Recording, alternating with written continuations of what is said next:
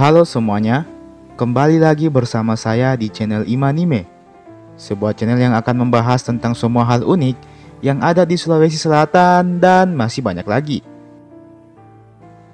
Di video kali ini, kita akan membahas tentang Gaukeng sebagai agama pertama di Sulawesi Selatan. Benarkah demikian? Apa arti sebenarnya dari istilah Gaukeng ini? Serta bagaimana bentuk Gaukeng ini?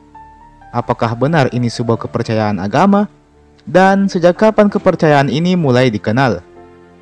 Well, sebelum kita memasuki pembahasan, seperti biasa, saya mau mengajak teman-teman semua buat yang belum subscribe supaya bisa terlebih dahulu ditekan tombol subscribe-nya, supaya channel ini bisa terus berkembang dan memberikan informasi, hiburan, serta wawasan kepada kita semua.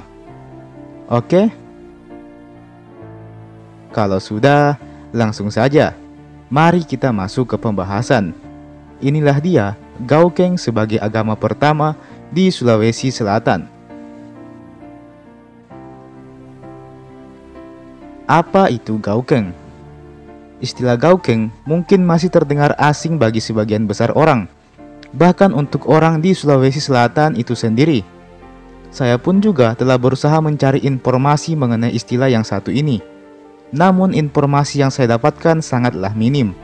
Kalaupun ada, informasinya masih terkesan ambigu dan masih menyisakan banyak tanda tanya. Meski demikian, saya berhasil mendapatkan beberapa informasi mengenai Gaukeng ini melalui buku yang ditulis oleh Andaya yang berjudul Sejarah Sulawesi Selatan Abad ke-17, serta dari sebuah artikel yang ditulis oleh Kemenak.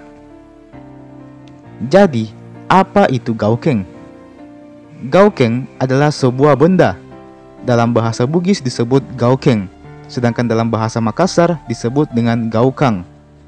Istilah Gaukeng ini ditujukan untuk sebuah benda yang dinilai memiliki bentuk yang unik dan berbeda dengan benda-benda lain pada umumnya. Benda ini dipercayai masyarakat sebagai benda yang memiliki kekuatan mistis, sehingga banyak masyarakat Sulawesi Selatan yang kala itu menjadikan Gaukeng ini sebagai media untuk meminta-minta dan juga untuk berdoa. Gaukeng dianggap memiliki kekuatan mistis, dan karenanya dianggap pula bahwa di dalam Gaukeng ini terdapat makhluk halus yang menjadi penjaga kelompok manusia tersebut. Gaukeng bisa berupa apa saja. Bisa jadi berupa biji-bijian, tunggul pohon, bajak tua, dan bisa pula berbentuk sebuah batu.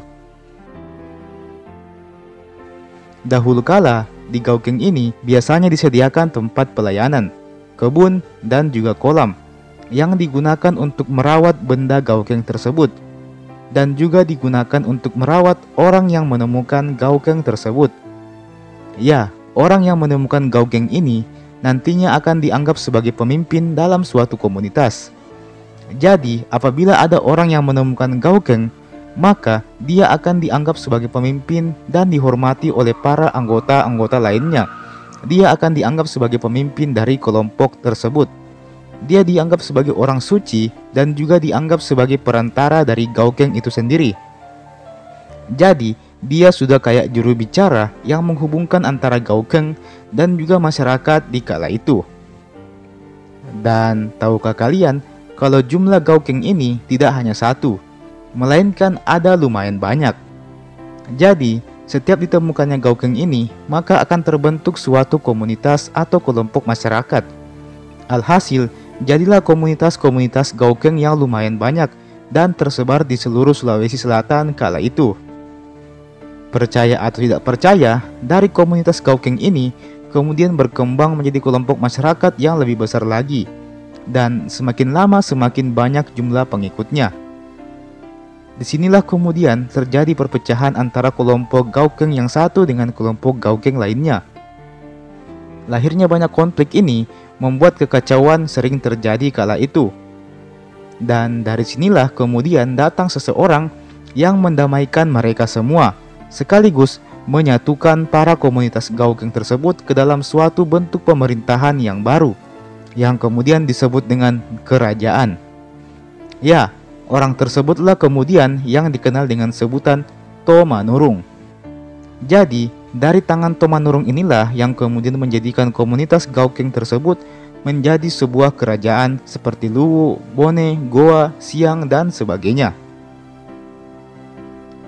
Sama halnya dengan Gaokeng tadi, Tomanurung pun juga erat kaitannya dengan hal-hal yang berbau sakral dan mistis.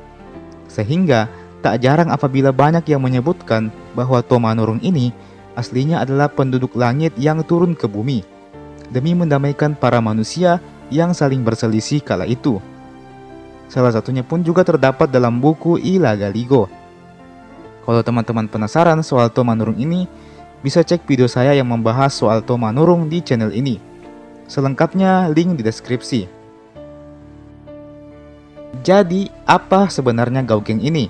Well, apabila kita telusuri lebih lanjut, maka Gaokeng ini tidak lain dan tidak bukan adalah bagian dari animisme dan dinamisme, yakni kepercayaan kuno masyarakat akan suatu benda atau makhluk halus yang dinilai memiliki kekuatan mistis. Jadi, istilah Gaokeng ini adalah istilah untuk animisme dan dinamisme yang ada di Sulawesi Selatan. Di daerah lain di Indonesia pun juga ada banyak animisme maupun dinamismenya. Bahkan tidak menutup kemungkinan sampai saat ini pun masih ada beberapa budaya dan kepercayaan yang menyerupai animisme dan dinamisme itu sendiri. Budaya ini sudah lebih dulu ada, jauh sebelum Hindu-Buddha masuk ke Indonesia. Jadi animisme ini, dinamisme ini sudah lebih dulu ada sebelum Buddha dan Hindu masuk ke Indonesia. Juga jauh sebelum masuknya agama Kristen dan tentunya jauh sebelum masuknya agama Islam ke Indonesia, khususnya juga di Sulawesi Selatan. Dari Gaokeng inilah lahir kelompok-kelompok dan kelompok-kelompok tersebutlah yang kemudian berkembang menjadi sebuah kerajaan. Kerajaan-kerajaan yang ada di Sulawesi Selatan sebagaimana yang kita baca di buku sejarah. Jadi bagaimana menurut kalian? Bisakah kalian sebutkan budaya yang sampai saat ini masih ada kaitannya dengan dinamisme dan animisme? Mari kita berdiskusi di kolom komentar di bawah. Silahkan teman-teman tuliskan di kolom komentar di bawah. Oke? Jangan lupa juga untuk like ini video dan share ini video ke teman-teman tak yang lain. Dan jangan lupa juga untuk subscribe ke channel ini tentunya. Oke? Terima kasih telah menonton video ini sampai habis dan sampai jumpa di video berikutnya.